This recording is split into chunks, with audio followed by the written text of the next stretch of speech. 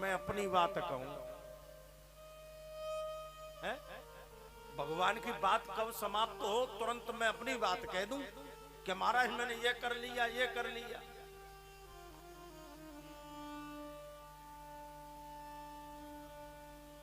आज महाराज नारद जी ने भगवान से सब बात बताई। काम चरित नारद सब भाषे और यद्यपि प्रथम बरज सिंह राखे। भगवान को सब बात बताए नारद जी।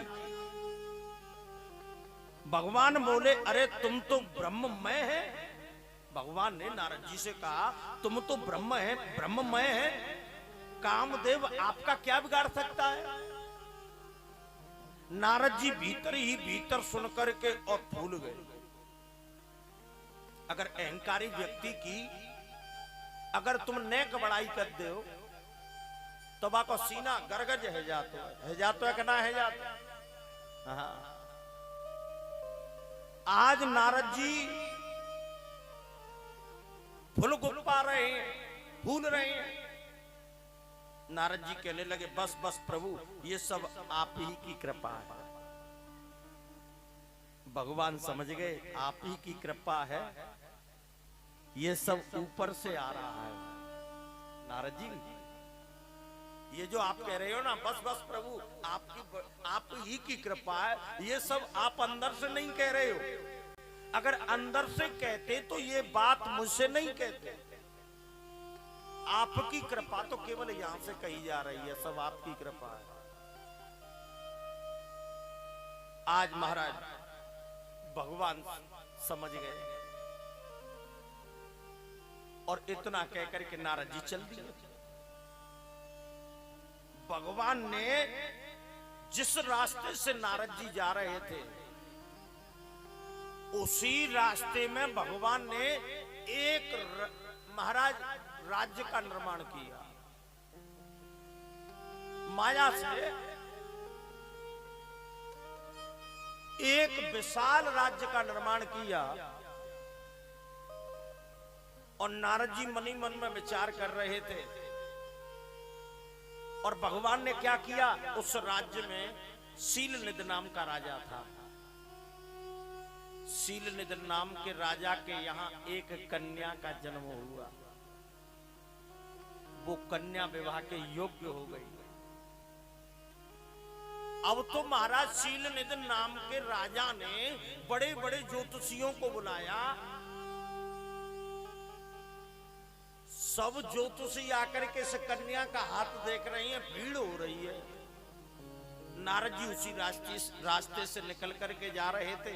नारद जी की नजर पड़ी ये भीड़ कैसी हो रही है और तुरंत ही नारद जी उस भीड़ में चले गए। और जैसे ही नारद जी अंदर गए तो शीलनिधि नाम के राजा ने बड़े आदर से, बड़े प्रेम से, बड़े भाव से नारद जी को बैठाया और बैठाल करके कहा महाराज तुम मेरी कन्या की हस्तरेखाओं को देखो, तुम मेरी कन्याओं की हस्तरेखाओं को देखो। नारद जी के सामने कन्या को लाया गया। नारद जी ने जैसे ही कन्या के सौंदर्य को देखा, नारद जी कहने लगे बहुत सुंदर बहुत सुंदर बहुत सुंदर।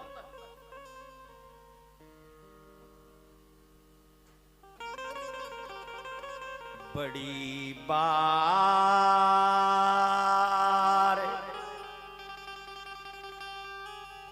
लग रहे निहारी।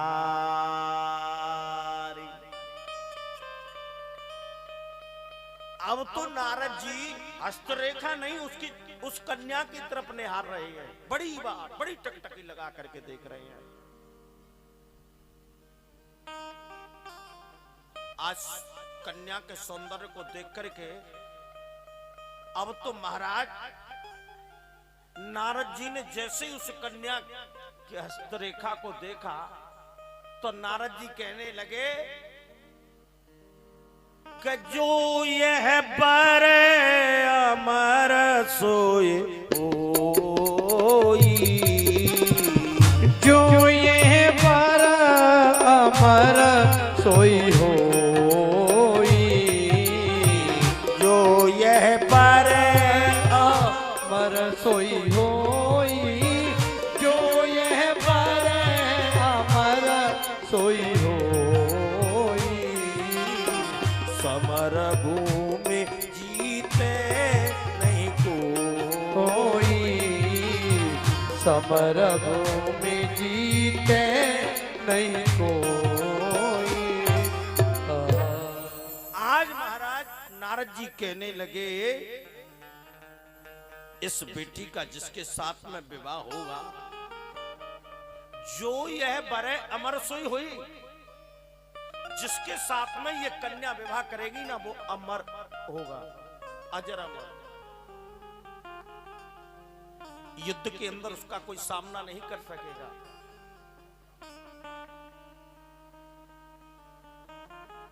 इसका विवाह आज महाराज नारद जी बोले इसका स्वयंवर कब का है? वहां के लोग कहने लगे बस महाराज तैयारी चल रही है।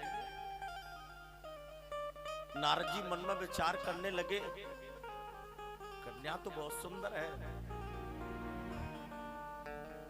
अब तो नारद जी को मालूम पड़ा सिर्फ 2 घंटे हैं और 2 घंटे में मैं अपना स्वरूप नहीं बदल सकता।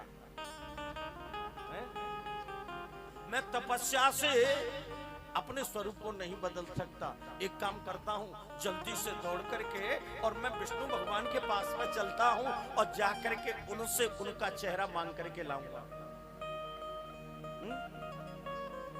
नारद जी मन में विचार करने लगे मैं विष्णु भगवान के पास जाकर के उनसे कहूंगा महाराज 1-2 घंटे के लिए अपना चेहरा मुझको उधार दे दो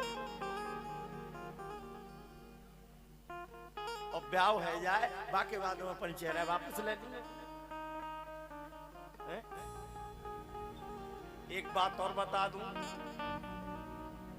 पैंट शर्ट टी शर्ट जूता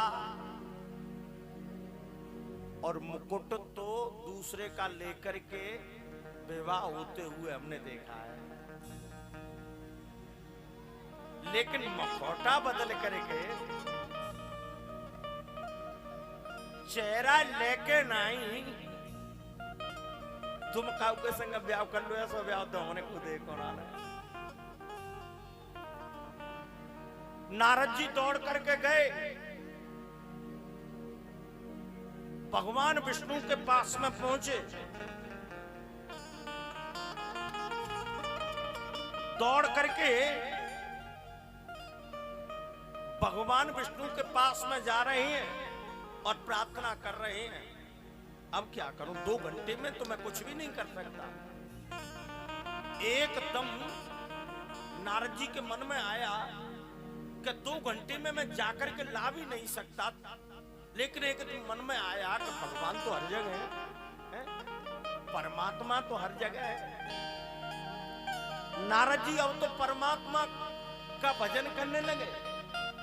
नारद जी को याद आया कि हरि व्यापक सर्वत्र समाना प्रेम सितगट होई में जाना। हरि व्यापक सर्वत्र समाना प्रेम सितगट होई में जाना। नारद जी को याद आया कि परमात्मा तो हर जगह है, इसलिए अब तो नारद जी भगवान को बुलाने लगे और कहने लगे कि श्रीमन नारायण नारायण नारायण, श्रीमन नारायण नारायण नारायण, श्रीमन नारायण नारायण नारायण, नारायण नारायण लक्ष्मी नारायण नारायण, श्रीमन नारायण नारायण नारायण। ताली बजाते हुए जय हो।